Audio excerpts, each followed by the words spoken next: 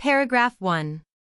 In the early hours of a late summer morning, alarms echoed through the hushed corridors of the Grand Coulee Dam Control Center. Constructed between 1933 and 1942, stretching a staggering 5,223 feet across the Columbia River and towering 550 feet high, the dam had always been a monument to human ingenuity and ambition. Wikipedia. Northwest Power and Conservation Council. Built by the Bureau of Reclamation amid the Great Depression, it powered war plants during World War II and transformed central Washington through irrigation and electricity. History link. Wikipedia. Bureau of Reclamation. That very morning, senior engineers detected a subtle but ominous deviation in the dam's surface readings, tiny cracks and thermal shifts that had gone unnoticed, gradually growing more pronounced. A sudden tremor from the surrounding basalt bedrock of the Columbia Plateau jolted the sensors, and before anyone could fully grasp the catastrophe unfolding, the foundation began to shift. The dam's colossal weight, over 11 million cubic yards of concrete on solid granite, was suddenly turning from a symbol of permanence into a looming threat. Encyclopedia Britannica. Northwest Power and Conservation Council. A low, groaning roar rose as water from Franklin D. Roosevelt Lake, Lake Roosevelt, surged against the failing structure, the pressure magnified by the reservoir's immense 9.5 million acre-feet capacity. Encyclopedia Britannica. Bureau of Reclamation. As panic seized the control room, emergency protocols were triggered, turbines shut down, gates began to open, and sirens blared across the dam's expanse.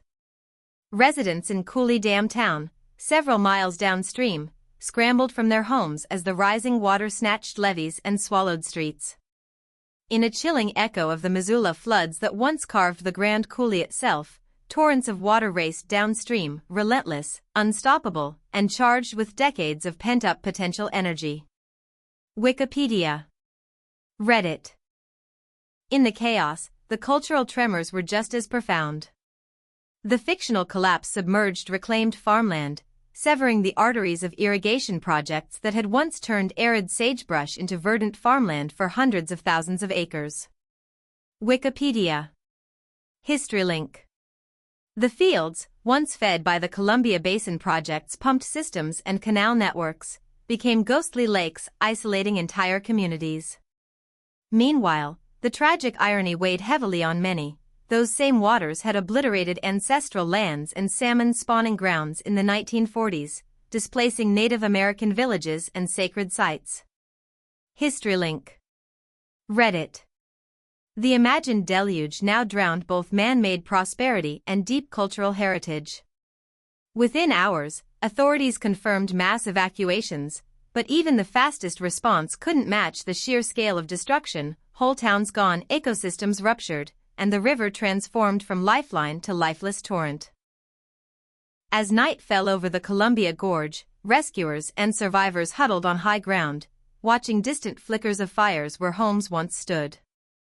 Though entirely fictional, the dam's collapse prompted urgent reflection. A structure once hailed as the greatest concrete edifice in the U.S., surpassing even the pyramids in scale, illuminated nightly with laser shows, had been undone not by war or enemy, but by nature and perhaps human oversight.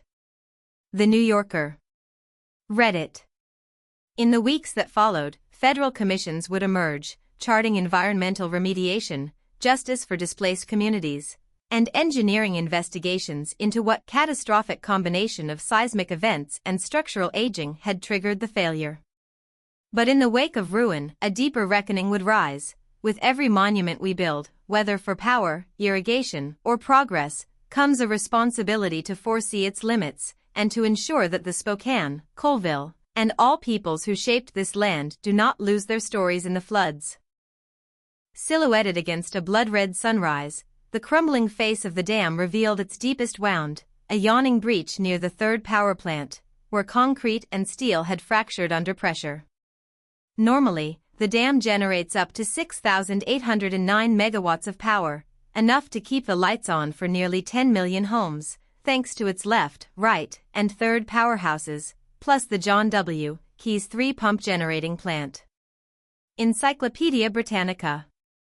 nwd.usaki.army.mil. Wikipedia. Engineers now whispered grimly that the turbines, 27 Francis turbines and 6 pump generators, served as grim relics, their humming now replaced by the roar of escaping water. Wikipedia. +1. Water, once harnessed for irrigation across 600,000 acres of farmland, now gushed through the breach and poured into the Columbia Basin canals designed to bloom desert into productivity. Bureau of Reclamation. Wikipedia. In nearby Coulee City, the delicate balance of reclaimed farmland, once irrigated by a lattice of canals stretching hundreds of miles, now lay corrupted, one moment verdant, the next swamped. History link. Bureau of Reclamation. Panic spread as the hydraulic heart of the Columbia Basin project began to hemorrhage.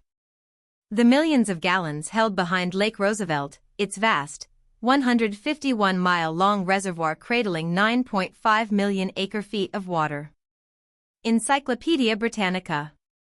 Bureau of Reclamation. Gushed downstream in a liquid avalanche.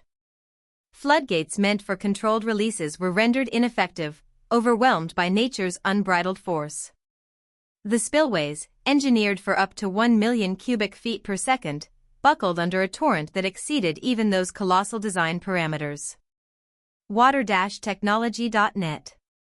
The hum of human ingenuity, the turbines, the engineered canals, was drowned out by the primordial chant of rushing water. In the darkness, glowing embers from igniting electrical transformers drifted over the flood, illuminating debris fields where tractors and irrigation pipes collided in twisted metal and shattered.